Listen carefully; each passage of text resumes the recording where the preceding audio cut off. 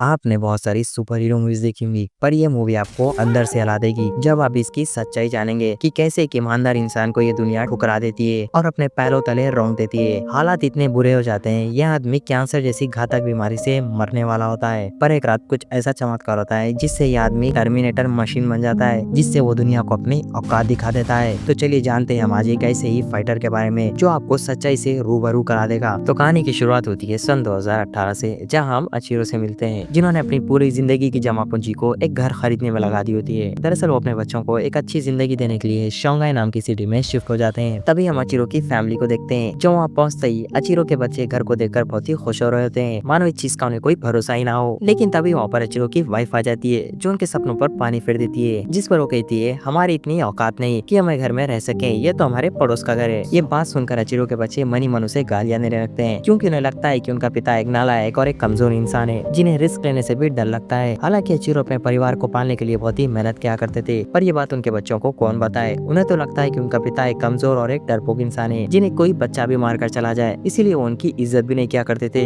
इसीलिए अचीरो अक्सर अकेला रहा करते थे, क्योंकि उनकी फैमिली को उनमें कोई इंटरेस्ट नहीं होता है। वो लोग अपनी अपनी पर्सनल लाइफ में बहुत ही खुश होते हैं, उन्हें अचीरो से कोई फर्क नहीं पड़ता वो जिए या मरे। पर ये बात उन्हें पता नहीं है अचीरो की उम्र ढलते जा रही है, वो दिन प दिन बूढ़े होते जा रहे हैं। फिर भी अचीरो अपने घर को पालने के लिए बहुत ही मेहनत किया करते थे, और हर सुबह की तरह अचीरो अपने काम के लिए निकल जाते हैं। जहाँ पहुंचते ही हम देखते हैं अचीरो की ढलती हुई उम्र देखकर वहाँ के लोग भी उन्हें बहुत ही जलील करते हैं। हालांकि अचीरो अपने काम को बहुत ही मन लगा के करते हैं। तभी हम अचीरो के बॉस को देखते हैं, जो अचीरो के पास आकर उन्हें गालियां देने लगता है। दरअसल अचीरो ने एक असाइनमेंट कंप्लीट नहीं की होती है, जिस वजह से उसके बॉस को बहुत ही भारी नुकसान हो जाता है। इसीलिए वो अचीरो को 3 दिन का टाइम देता है, जिससे वो असाइनमेंट कंप्लीट कर सके। अगर 3 दिन में तुमने असाइनमेंट कंप्लीट नहीं किया तो तुम्हारी जॉब गई। इसी तरह शाम हो जाती है और बोझ के तले अचीरो पैदल ही जाने लगते हैं, क्योंकि काम करते करते उन्हें टाइम का अंदाजा ही नहीं लगता है। इस परेशानी के आलम में वो घर पहुंच जाते हैं, जहाँ पहुंचते ही उन्हें गुड न्यूज और एक बैड न्यूज मिलती है। शुरुआत करते हैं गुड न्यूज से। जैसे ही अचीरो घर पहुंचते वहाँ उन्हें एक डॉग नजर आता है, जिसे देखकर अचीरो को अपनापन से लगने लगता है। लेकिन तभी वहाँ पर अचीरो की वाइफ आ जाती है, जिसके साथ एक फाइल भी होती है, जिसे लेकर वो अचीरो को दे देती है, जिसे पढ़ने के बाद अचीरो के पैरों तले जमीन खिसक जाती है। इसी क्लाइमैक्स के साथ ये सीन कट हो जाता है। अगली सुबह हम अचीरो को एक हॉस्पिटल में देखते हैं, जहाँ उनकी बातों के दौरान हमें पता चलता है अचीरो को लास्ट लेवल कैंसर है, जिनके पास सिर्फ कुछ ही दिन होते हैं। इसीलिए अचीरो ये बात अपने परिवार को कहना चाहते थे, लेकिन उनके परिवार के पास इतना भी टाइम नहीं होता है वो अचीरो का कॉल भी अटेंड कर सकें। इनडायरेक्टली वो अचीरो को इग्नोर कर देते हैं। इसी तरह अचीरो शाम तक वहीं बैठे रहते हैं। जैसे वो लोग घर लौटते हैं, अचीरो उनके सामने ये सारी बातें बोल देते हैं, जो सुनकर अचीरो का परिवार उल्टा उसे ही कोसने लगता है और कहता है अगर आपने ही जिंदगी में कुछ कर लिया होता तो आज हमें इतनी परेशानी नहीं होती। ये सुनकर अचीरो का मन और टूट जाता है।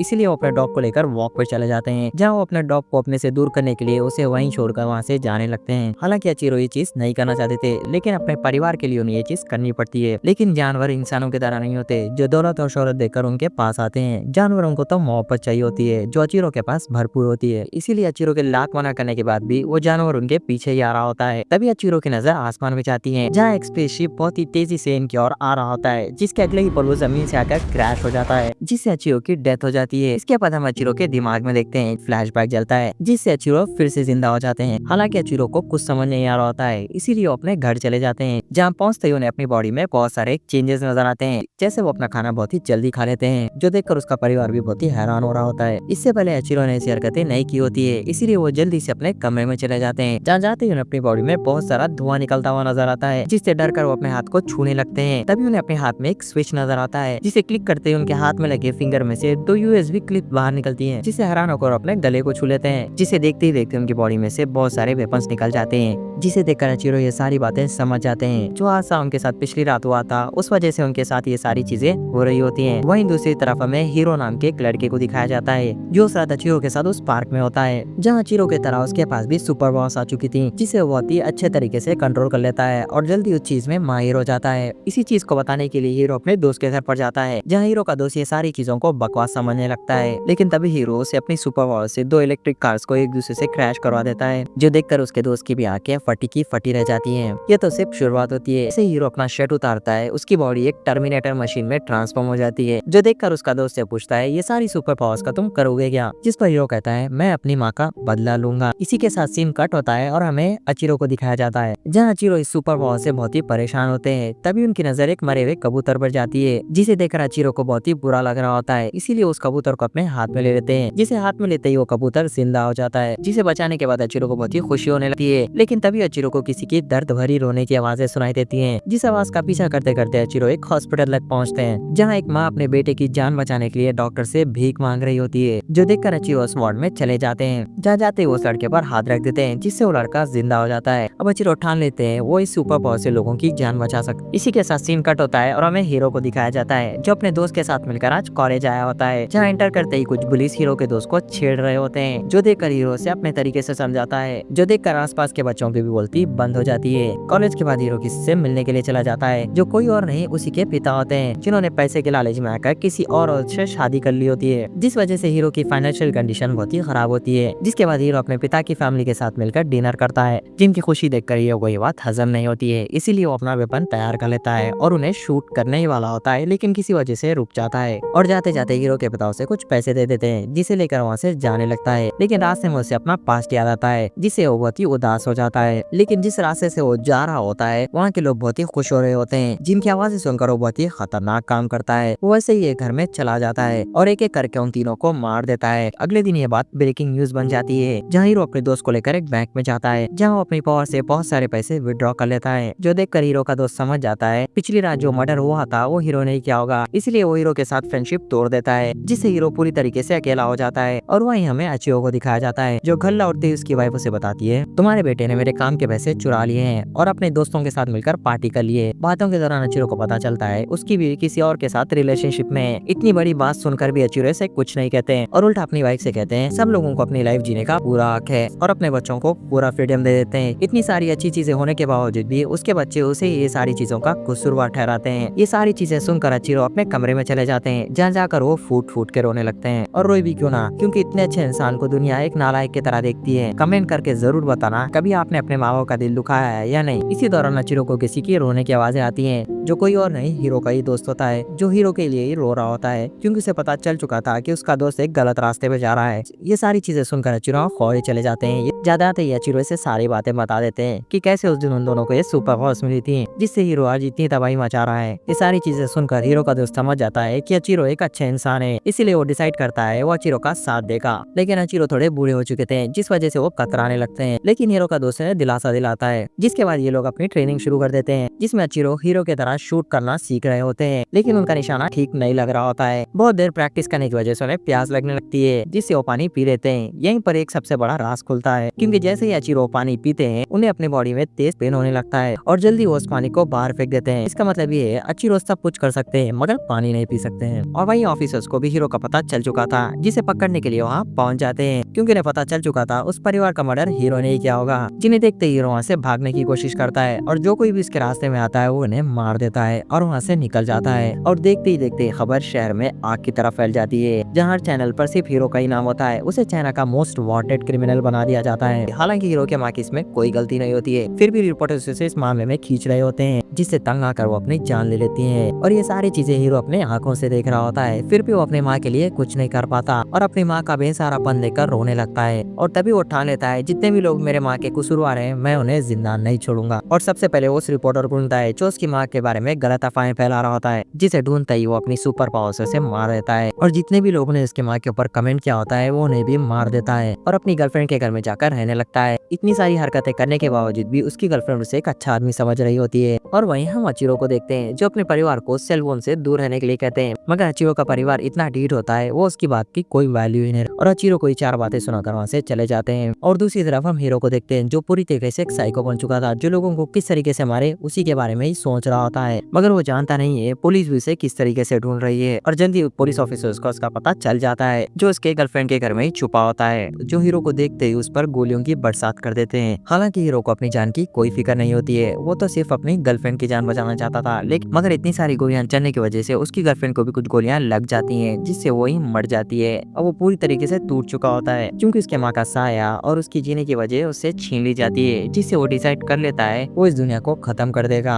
अब हीरो के मन में बदले की आग जल रही होती है, जिस आग से वो इस दुनिया को जलाने वाला होता है, इसीलिए वहाँ की सारी स्क्रीन को हैक कर लेता है, जैसे की कंप्यूटर, सेल फोन्स और भी बहुत सारी चीजें जो इलेक्ट्रिक से चलती हो, और उसी से वो सारे लोगों को मारने लगता है, जिससे हीरो का बदला पूरा हो रहा होता है। इतने सारे लोगों को मरता देख अचिरो हीरो के दोस्त के साथ मिलकर एक वीडियो रिकॉर्ड करते हैं, जिसमें हीरो का दोस्त लोगों को सेल फोन से दूर रहने के लिए कहता है, जिससे लोगों की मरने की संख्या कम हो रही होती है। सारे लोग अपने अपने सेलफोन्स को अपने से दूर कर देते हैं। पर कुछ ऐसे भी लोग होते हैं जो अपने सेलफोन्स को अपने से दूर नहीं करते हैं, जिससे वो लोग भी मारे जाते हैं। इस चीज का अंदाजा हीरो को भी लग चुका होता है, जिससे वो एक और डेंजरस प्लान बनाता है, जहाँ वो एक ऊंची इमारत पे जाकर अपने जेट बूस्टर को ऑन कर देता है, जिसमें से बहुत सारी मिसाइल्स निकलकर बिल्डिंग में जाकर ब्लास्ट हो जाती है, जो देखते ही देखते पूरा शहर कब्रिस्तान में तब्दील हो जाता है। जहाँ पहुंचते ही इन दोनों में घमासान युद्ध शुरू हो जाता है। अचीरो हीरो पर भारी पड़ रहे होते हैं। इसका मौका देखकर हीरो वहाँ से भाग रहा होता है और एक हेलीकॉप्टर में जाकर वहाँ के कैप्टन को मार देता है, जिससे वो हेलीकॉप्टर क्रैश होने वाला होता है, जिसमें बहुत सारे लोग होते हैं, जिन्हें बचाते बचाते अचीरो को भी कुछ चोटें लग जाती हैं, जिससे अचीरो हीरो से भाग रहे होते हैं। मगर अचीरो यहाँ पर एक मास्टरमाइंड गेम खेलते हैं। वो हीरो को अपने बातों में फुसलाकर वो पानी पिला देते हैं, मगर वो चीज वहाँ काम नहीं करती है, क्योंकि हीरो की बॉडी बहुत ही एडवांस लेवल पर होती है। इसलिए अचीरो उसे स्पेस में लेकर जाते हैं, जहाँ वो वाटर का असर होने लगता है। इसका मौका देखकर अचीरो उस पर पूरी ताकत से हमला करते हैं, जिसे मरा हुआ समझकर वो अपनी बेटी को बचाने के लिए चले जाते हैं, जिसकी हालत बहुत ही बुरी होती है। लेकिन अचीरो अपनी पावर से उसे ठीक कर देते हैं। लेकिन उसी दौरान अचानक से वहाँ हीरो आ जाता है, जो किसी करिश्मे से कम नहीं होता है, क्योंकि जिस इंसान को अचीरो मरा हुआ समझकर आ चुके थे, वो इंसान और भी ताकतवर होकर आ चुका होता है, जिससे वो अचीरो को बहुत ही बुरी तरीके से मारने लगता है। अपनी मार खाने की वजह से अचीरो कमजोर हो जाते हैं। इस कमजोरी का फायदा उठाकर हीरो अचीरो की बेटी को मारने लगता है और उसे बिल्डिंग से फेंकने ही वाला होता है। ये चीज देखकर अचीरो अपनी बेटी के लिए उससे माफी मांगने लगते हैं, लेकिन फिर भी हीरो से नीचे गिरा देता है, जो देखकर अचीरो की बॉडी में से बहुत सारी पावर्स निकलने लगती हैं, जिस पावर से वो हीरो को मार देता है और अपनी बेटी को भी बचा लेता है। इसके बाद इस शहर में शांति बनी रहती है। मूवी के एंड में हीरो को दिखाया जाता है, जो अपने दोस्त से माफी मांगने के लिए आया होता है, जिसे वो गेम खेलने के लिए ऑफर करता है, लेकिन जैसा ही वो पीछे मुड़कर देखता है, वहाँ से हीरो जा चुका होता है। इसी के साथ ये मूवी यही एंड हो जाती है।